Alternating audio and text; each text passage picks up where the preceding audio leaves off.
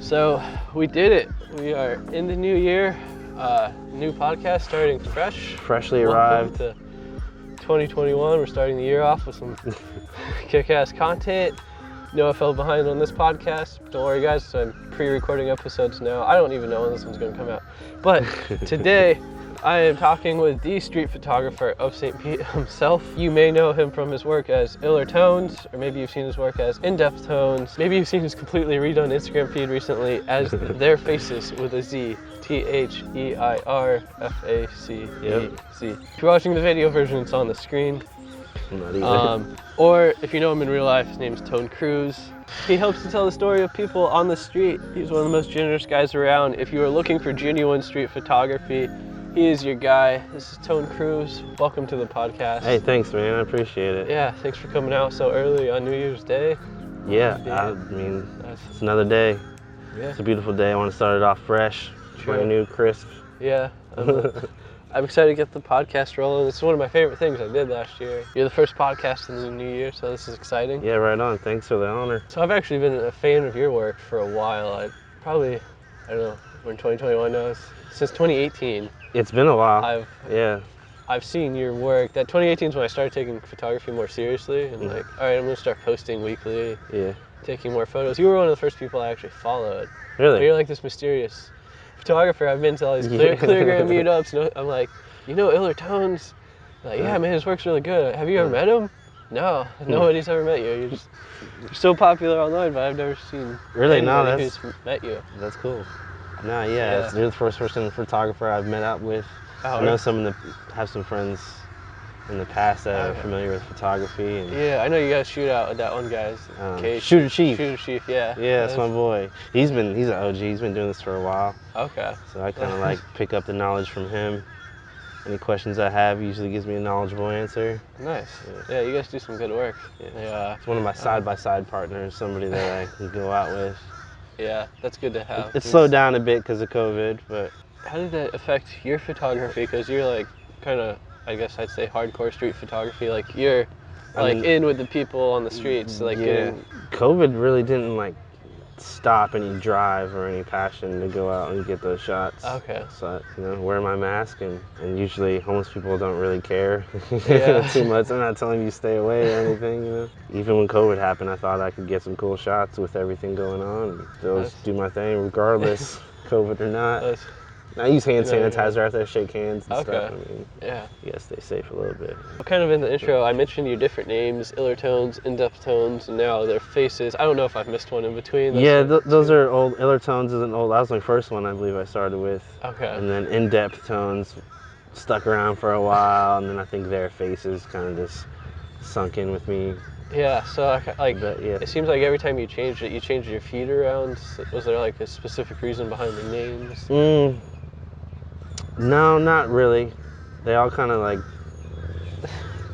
merged together in a way. In-Depth Tones was just too much to say. Their Faces, kind of like who's there, and gets more attention. Yeah, and just in case I would want to, like, if I stem away from taking pictures of homeless people, that I can put a model on there occasionally, and it still kind of goes together. I took all the models off the page. Yeah, I just wanted to keep it street. Keep it just one kind of theme, or Candid Shots. Yeah. If you're not homeless, it's usually some candid something.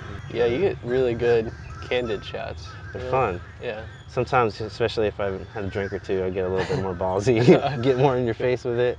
Haven't had a confrontation yet. No one's really gotten mad at me about taking a picture. That's good. Some people have been like, nah, or if they flick me off, I would kind of like that. Just take the photo. I've seen some of those photos. Yeah. I always wonder if you asked them to do that or if that's their pose. Nah, that was this one lady, one morning, it was like 7:30 in the morning. I'm taking pictures of signs for my old job. She's like cussing, she's like walking down the street and she's cussing up a storm. So I just decided like last minute just to focus my lens on her. And she just like grabbed her hand and like braced the middle finger. It was just like, ah. And it was kind of like blurry because she was like walking towards me. Autofocus wasn't on point. You weren't really ready for it, you just kind of turned. But I still like it grainy and all. Yeah, but hey, that's how some shots turn out. Yeah, Don't no, expect it. It's still one of my favorite pictures, regardless of the quality. So I get one confrontation, I guess, kind of. You took the models off for more street photography, but is that still something you do on the side, or like? Yeah, I mean, I enjoy it, especially if it's paying me, if I'm getting compensated somehow, even if it's a trade or something. It's worth my time a little bit. I'm helping you help me a little bit. And Okay. yeah, it's fun to get some pretty pictures. I like Okay. using the prism a lot. Oh, you have one of those? I haven't. Yeah. I keep seeing that in YouTube videos whenever. Yeah. Yeah, they're fun. Like with the like neon lights, or like Yeah. an arcade or something like that. You can just get like a bunch of cool reflections. Adds character to the photo. Makes it a little different. So at first, that's what I was starting with. So based off your captions, you get to know people really well, like the people that you take the close-up photos of. How does that go about? I've seen you say like, they'll ask for money. You ask for a picture, or Yeah. are they just friendly for the most part? Yeah, I haven't really ran into anybody that was pissed off or anything. So everybody's mostly friendly, and I come downtown a lot, so I'll get familiar with the faces, and I help them out, they help me out, and then I see them again, they remember me, and then it just kind of, the relationship develops from there. And I got some better relationships with more familiar faces, like Billy Renegade. We yell at each other from across the street. Yo, Billy! He usually calls me Youngblood. Yeah, Billy's pretty cool. He's like 74. He's really kicking it. He's adapted to the streets, that's for sure. He's from the Bronx, I believe. Billy from the Bronx. So you just kind of naturally make friends out there. Yeah. Even when I'm riding my bike down that bike lane, I'll recognize people from your artwork. Yeah, that's cool. I know the guy. I don't know his name. I've seen that face before. And then I'm like, I don't know what name you've told them, or your Instagram name, or your real. Sometimes I'm horrible with names, especially if the conversation gets a little bit more long. I forget names, so I just remember like some details of the story. Yeah. Sometimes I'm like, I want to go up to him and be like, I know you from Iller Tones. I'm like, I don't know if he knows the name Iller Tones. Nah, yeah. They probably wouldn't know my handle or anything, Okay. but if you say some guy took your portrait and helped him out a little bit, and yeah. Yeah, because there's some good stories you find there. There is some gnarly ones that I've gotten. Some that I should start writing down when I'm actually taking notes while I'm getting these stories. But yeah, I know you and the Shooter Chief guy. I forget where you posted, but you mentioned something about doing a video project. Or some documentary thing. What was that all about? Like, what did it fall through? It's kind of like we had this idea to do interviews and get some stories on some of the characters around St. Pete. And I'll do it on a green bench, because green bench is like a staple of St. Pete. Okay. So some like green bench interviews or something. It was kind of too bland, but we were kind of talking about it because he's really knowledgeable on filmmaking. And he's got a solid portfolio when it comes to like music videos and advertisements and stuff like that. It sounds like a cool project. Yeah, and I kind of want to just do it and be different from Soft White Underbelly or some of the other Invisible People and the other competitors. Gotcha. They're kind of doing the same thing, but I don't know. Is that it? Just kind of time got away from you, or you just? It's just kind of all talk. Okay. You know what I mean? Like, yeah, we got this idea, and then one day we'll put it into motion. Yeah, we should do it, but it's got to have the right timing. Like, I did have a storage unit, and I kind of converted it into like a little studio. Yeah. I invited this guy Adam that I met on the streets, and he's a burn victim. And I had like a little backdrop, and I took pictures of his scars. And it's like his back's all burned, his hands are burned up. I think I remember that was like a series. So. Yeah. Yeah. And I kind of want to originally do an interview with him and get this whole story, but it just ended up being verbal. And I had some food that my girlfriend made, and then my ex-girlfriend, and he was eating it, so we were just kind of just hanging out. And it was a little hotter than I thought in the storage unit. So even though it was indoors, I thought it would be climate controlled. Apparently not. Yeah, no, he was sweating up a storm, so I kind of felt bad. Just made it quick. Got some cool pictures and did some shutter drag pictures. I think rear curtain flash goes off like the last second. I don't use my flash though all that much. I did a shoot for a DJ and it came in really handy. I did shoot a party and it was everybody's moving fast and you have to have your shutter way down. Yeah. And with that flash working, drag the light around and then then freeze the fucking picture. I'm not too tech savvy when it comes to. I don't know the name. I think I did a like what's in my camera bag video. I'm like, I don't know what the name of this is. It just works. Like guess I'd call myself a cinematographer, but it's like I still don't know it. Yeah. It's a lot too. I just know put this here and it works. Yeah. You were posting stories at the same time I think, at Localtopia last year. Yeah, I think you posted a story and I had like just left. I was like, oh dang, I was actually going to meet this guy. Oh shit. So I was walking around for a while just taking photos. Is that something you do often? Go to different events and do? I take it with me everywhere. Photos? Okay. So. Everywhere I go, because if I don't, then there's something I see and I'm like, damn, why the fuck did I have my camera for that? Yeah. Just little shit. Even if I don't get anything, I at least know I had it got me. It's like a sense of security. Oh, yeah. I have this weird paranoia that someone's gonna break into my house and steal my camera. That's fair. Yeah. Or my car, so I just always like keep it on me. My fear is my whole shelf in my room with everything. And I have fear that we've had 2 fires in not our apartment but our apartment building. Like I came home late one night and everybody was just going back into the building. Yeah. The apartment next to us had caught fire because they were out of town.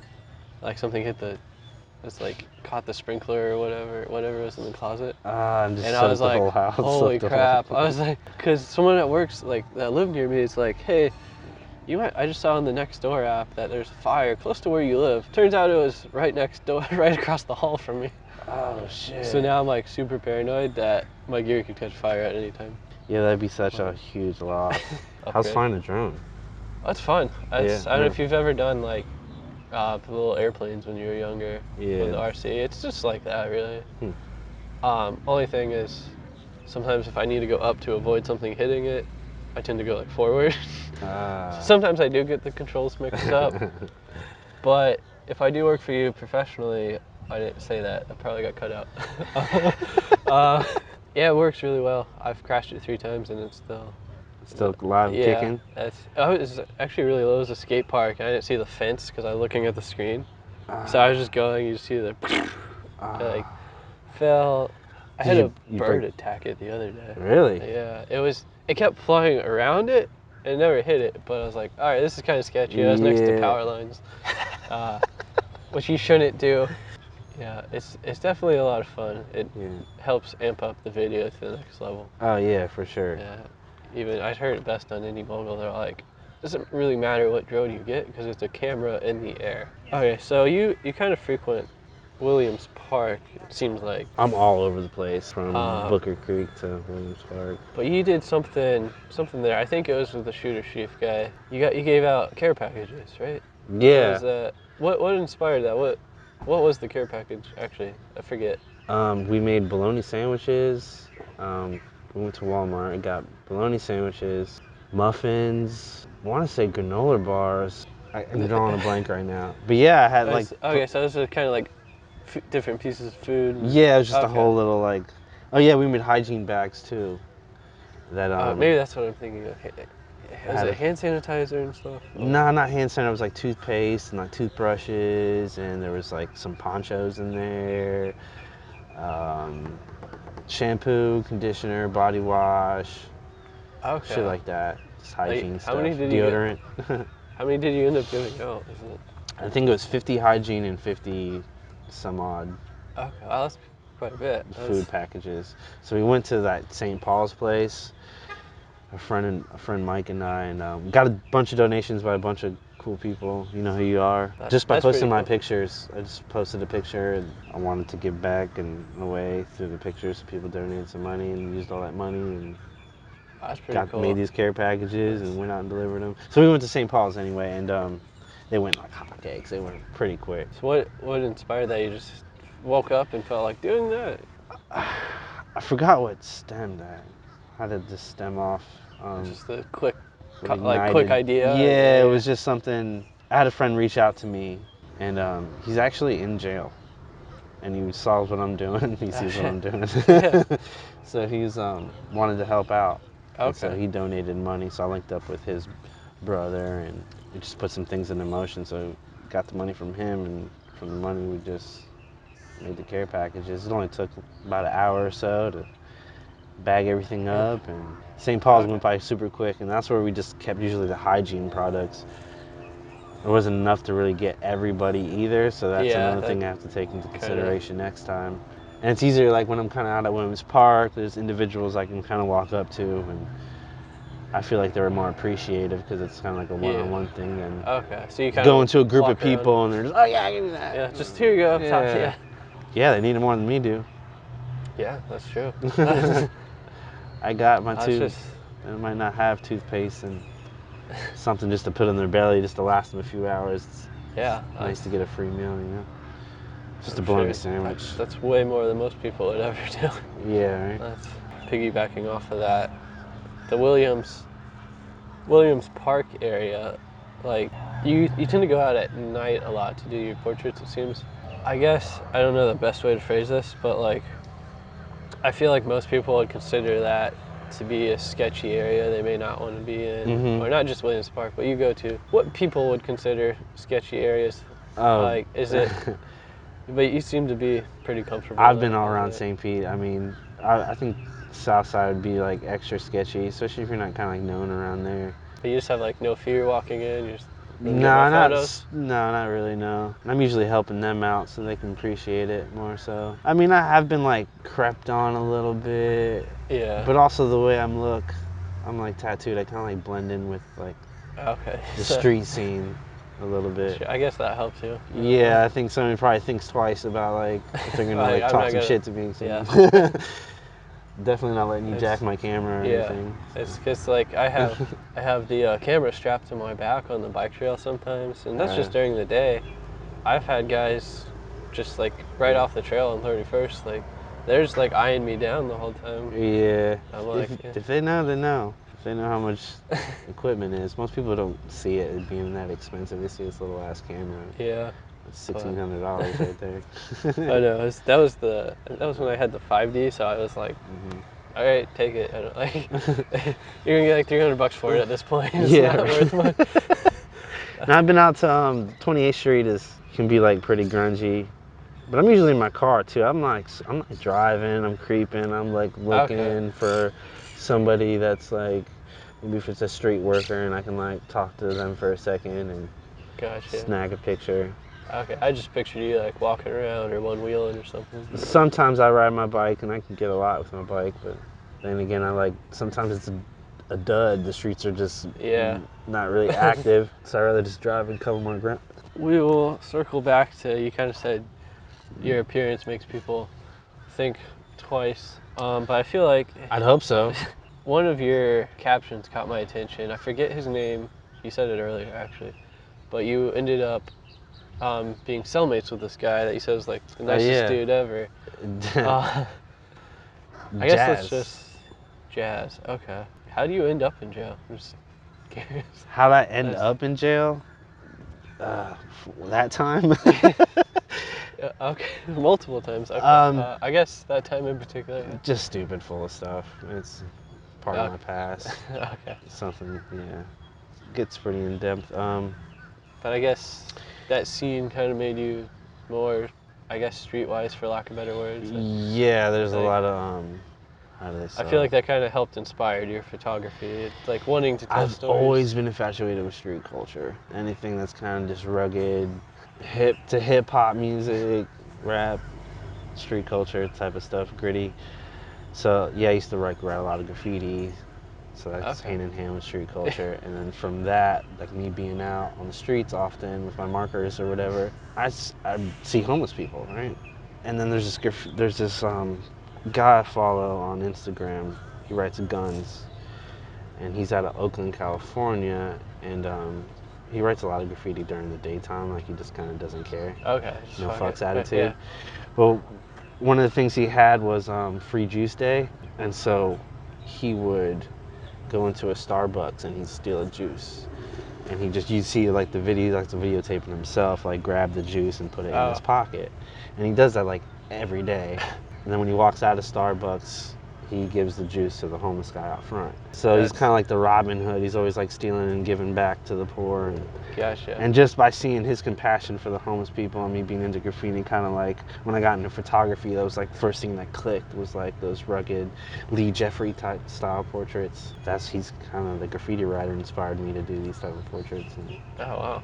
people sense empathy in the photos. Yeah, you see so much motion in this, like, close-up. It's pretty fun. photos, yeah. Yeah, especially with a wide angle, you get like really close. Yeah.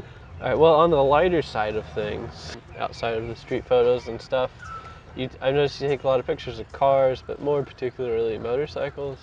Yeah. Is that a hobby? Because I know you worked at a motorcycle place. That was just a job. Is that? I mean, I have some friends that ride, and so it's kind of like always been around me. I never rode myself. I recently got my endorsement though. I don't got a bike, but Okay. I passed the class and. Oh, nice. So you just, yeah. if anyone has a bike that you want him to ride, let us know in the comments here. It's about the only thing I got from that job. Good. The job kind of was all right, but wasn't for me financially wise. Okay. But is that what started that, or did you take motorcycle photos before? Nah, I didn't. I just kind of like replied to an ad on Craigslist, and I was like, this is my portfolio. I do this, I do this. I know I could come in and just shoot a few bikes just to kind of prove my worth. And Okay. they didn't even want. They're like, yeah, you're hired. And I'm just like, all right. And then shot these photos, and I was getting like really intricate with it, getting like putting some good like edits on it, and they weren't kind of liking. They just wanted simple pictures. I remember you did. Actually, I think I had messaged you what you were using for some 360 thing you were trying. Yeah. The quality would be weird with that, but I learned how to do it. I got that MyOps trigger. Was it the motorcycles on a turntable? Or? Yeah, okay. It's like a big Lazy Susan type thing. Yeah. You ride the bike up there, lock it in, and then there's a little button where it goes around. It takes a photo like every second I had it. Yeah. So it's like, nah, it was just for the job. That's how I got into motorcycle photography. I mean, It's pretty easy. Yeah. If you're doing I've seen you do rollers. That always seems interesting. But just the car by itself, I'm kind of like, I shot the headlights. Okay. Yeah. Wide angle. Yeah. There's only so much you can do, unless it's a really nice car. Yeah, my brother's got some nice cars, so I've got to practice rollers on his cars, and then the first time I ever did rollers was with the motorcycles. They had that big ride, and it worked out perfect because I was hanging out with this girl that had a fast car, and she was able to keep up and like hang out the window, and it's fun, yeah. Yeah, I think we used to do that. Rollers are really fun. I like rollers. We did like a short film challenge for road mics, and I don't know if you ever used the glide cam, but they're fairly heavy. Mm-hmm. We had my friend, was kind of like my cameraman back then. Yeah. And he would hang out the Jeep with the glide cam upside down so we could get the car behind filming. And then sketchy. Oh, super sketchy. And then right when we parked, was that like the community college Omar went to? We used that parking lot to film the rest of this like dude like taking a trip on pills and stuff. But like as soon as we did that, he's like, "Oh, thank God no police came down the street because their headquarters is right down the street." I was like, "You didn't tell us that before we decided to hang you out a car." But of course the radios died right when we were about to like go. Oh shit. Phone call, and it's already a mess. Got it done. Yeah. Didn't win contest. Yeah, no one died. Yeah. You're right. Things are picking up, so I guess we'll wrap it up kind of quickly here. Out of all the interviews you've done, I remember like I said Roy had 9 toes is one I saw the other day. What's kind of your favorite favorite interview out of the ones you did? Oh man, Dino. He's one of my more recent ones. I got to talking. I had some muscle milk that was donated to me, so I was going around passing those out, and I ran into Dino, and he's got basically like a deformity in his hand, but it's like his hands are shaped like claws, they say. Some of them call it like claw hands. Use this camera to So he's basically like just his fingers are like merged together and merged here, and it's kind of like just a long extended thumb, and he functions well, and he's from New York. He's been homeless a while, and he's kind of adapted to the streets. He told me himself that he kind of likes it. He doesn't really want to get away from it. And he chooses, sometimes he has a place to stay, the family that's locally. Really? But he chooses to pick the streets. He goes to church, and he's an honorable man. I mean, I think he drinks a little bit. We all have our poisons, but yeah, it's just cool that he's like, that's tough. Your whole life to be like that. Being able to cope on the streets with a deformity like that, disability. It's pretty nice. So, one of my favorite stories, though. I mean, that's a cool, like physical feature in somebody. I've gotten a lot of stories. It's hard to kind of pick and choose. Yeah. Sometimes you don't know if it's fact-driven or just made up. Or, Yeah. Kind of like, oh, this guy has a camera, let me make a good story. Yeah, right. But I've gotten some good ones. I need to get better with writing them down, and I'm gonna get better as the future moves on. You do you sell prints of it? I've seen you print them out. Are you actually selling? I do sell them when I can.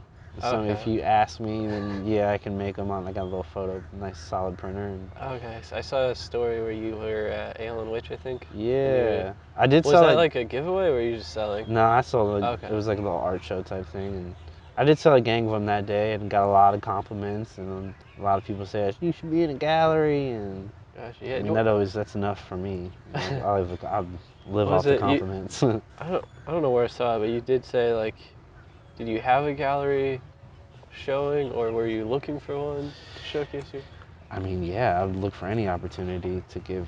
I mean, I've had some bars want to do some things, but I want to be like a kind of a solo mission.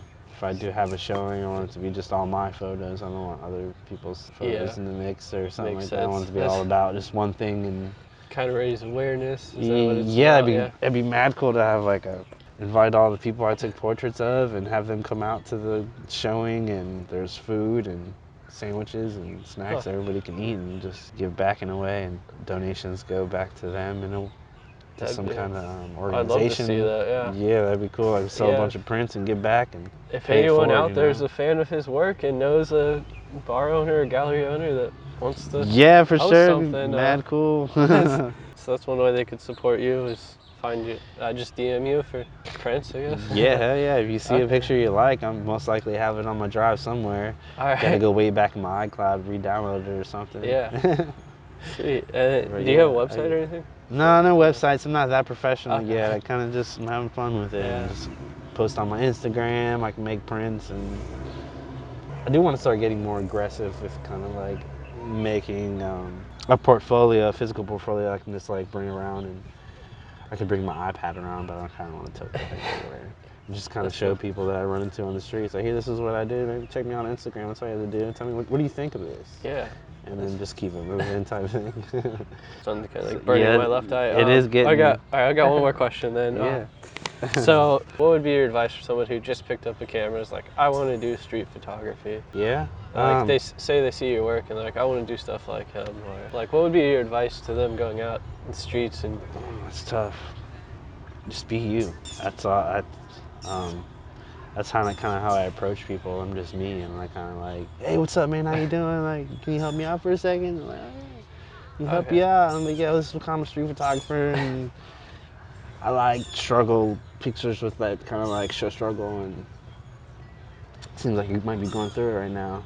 What's your name? And I'm just kind of following up with questions. So just kind of be personal. Yeah, it just comes with time, I guess. Yeah, I guess definitely. I was a few times I was nervous, and I've been denied a handful of times. Yeah, I mean, I guess that happens. Door shut in your face, so to speak. Yeah, compensating these individuals always helps out too. Yeah. As advice, always shoot in manual, everything manual, and learn your camera. Because I know what type of settings. Like right now, I know what art settings I'm going to use in my head. And I mean, that's the advice I'd kind of give. Just be you. Go out there and just get it. Whatever you want, get it. And if you fail getting it, at least you tried, and then you know that you could probably just try again. You get more comfortable to try again, and try again, and then you get that shot that you really want, and you're fucking mega hyped on it. And that's what I do it for. I don't do it for any other reason. Well, you do it for you. Do it for you. Go get it. All right, that's some great advice to end on there. I think there's a lot of noises now, so it might be a good time to people a little bit more active. Yeah, wrap up the podcast here. But thanks so much for coming out. Happy New Year. Be sure to follow him at Their Faces, TheirFaces. Unless he changes his name by then I'll update it in the description. I think I'm gonna stick with this one. I'm gonna ride with it for a while. All right. Right on. Yeah, there's the airplane. There it is. That's the first one. Yeah, be sure to check them out at Their Faces. If you want to see the video version of this podcast, don't forget it's at redfocusentertainment.com. All that will be linked below if you want to help support. Tone. Yeah, cool. If you want, just DM him if you want to print. Other than that, I think we are good to So, go. Yeah. man, it was nice talking to you. Yeah. Man. Happy New Year. Pleasure to meet you as well. Yeah. Finally, after all these years. Right on. All right. Yeah. See you guys on the next podcast. See you on the flip side.